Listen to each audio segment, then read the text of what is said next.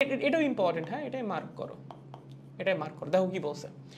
দৈর্ঘ্য প্রসারণ সহগ 2 × 10⁻⁻2 পার ডিগ্রি সেলসিয়াস কার? ওই তারের দৈর্ঘ্য তো আছে 20 মিটার, তারের প্রস্থচ্ছেদের ক্ষেত্রফল 1 সেন্টিমিটার স্কোয়ার্ড।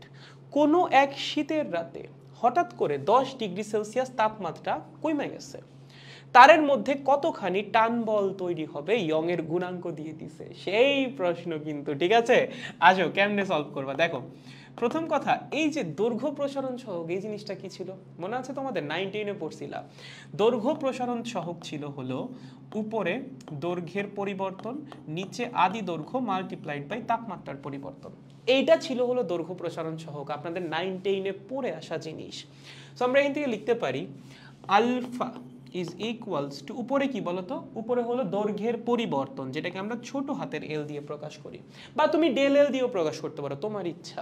সো ছোট এল মানে হলো দৈর্ঘ্যের পরিবর্তন L2 মাইনাস L1, শেষ দৈর্ঘ্য মাইনাস আদি দৈর্ঘ্য, ঠিক আছে।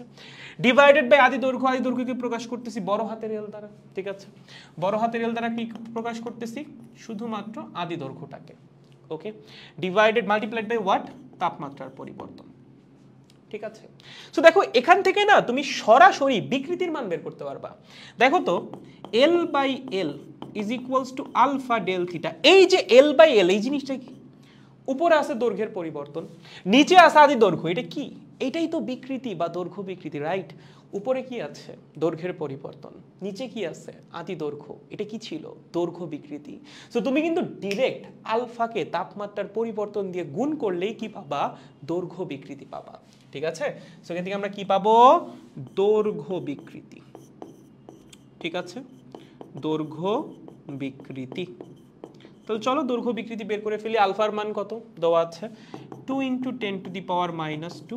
তাপমাত্রা কতটুকু চেঞ্জ হয়েছে? তাপমাত্রা 10 ডিগ্রি সেলসিয়াস কমে গেছে। তাপমাত্রা যদি 10 ডিগ্রি সেলসিয়াস কমে যায় তাহলে তাপমাত্রার পরিবর্তন কত হবে? -10। বাট আমরা না মাইনাস বসাবো না, কেন?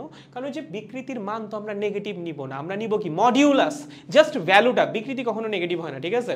সো আমরা জাস্ট পজিটিভ ভ্যালুটা নিব, ওকে। বা সামনে তুমি একটা এখানে মাইনাস দিয়েও দিতে পারো জিনিসটাকে পজিটিভ বানানোর জন্য। সো তাপমাত্রা 10 ডিগ্রি সেলসিয়াস কমুক বা 10 ডিগ্রি সেলসিয়াস বাড়ুক, এই ক্ষেত্রে আমরা তাপমাত্রার পরিবর্তন কত লিখব? শুধুমাত্র 10, কারণ বিকৃতি আমরা পজিটিভ ভ্যালুতে চাই, ওকে। Very good. তাহলে কত হচ্ছে? 2 × 10⁻⁻1 মানে 0.2। এইটা হলো আমাদের বিকৃতি, ঠিক আছে। এখন তোমাকে প্রশ্ন করছে যে এখানে আমাদের কতখানি টান বল তৈরি হবে। দেখো তারের মধ্যে ধরো টান বল তৈরি হয়েছে টি পরিমাণ, তার মানে তারের মধ্যে কতখানি বল কাজ করতেছে? টি পরিমাণ বল কাজ করতেছে, তাই না? তার টান টান হয়ে যায় না? শীতের রাতে কি হয়? তারের দৈর্ঘ্য ছোট হয়ে আসে, তারের দৈর্ঘ্য যখন চেপে আসে তখন তার কি হয়? টান টান হয় একদম। সো ধরো এখানে টি পরিমাণ টান বল তৈরি হয়েছে। যদি তারের মধ্যে টি পরিমাণ টান বল তৈরি হয়, এটা কেন হইল? দৈর্ঘ্য কমে আসার কারণে বা এই বিকৃতি ঘটার কারণে। তার মানে এই যে টান বলটা তৈরি হয়েছে, এইটা একক ক্ষেত্রফলে যে মান, সেটাই কি? এই তারের মধ্যে তৈরি হওয়া পীড়ন। এই তারের মধ্যে তৈরি হওয়া পীড়নের ভ্যালু কত হবে রে? পীড়ন হবে তারে তৈরি হওয়া টান বল ডিভাইডেড বাই তারের এরিয়া। সহজ। এই তারের মধ্যে যতখানি টান বল তৈরি হবে সেটাকে এই তারের এরিয়া দিয়ে ভাগ করো, তুমি কি পাবা? এই তারের মধ্যে তৈরি হওয়া পীড়ন পাবা, ঠিক আছে। আর বিকৃতি তো পাইছই। এখন তুমি কি লিখবা? ইয়ং এর গুণাঙ্ক দেওয়া আছে না, কি লেখা যায় বলো? ইয়ং এর গুণাঙ্ক ইজ ইকুয়ালস টু পীড়ন বাই বিকৃতি। তাহলে ভাইয়া পীড়ন কত হবে?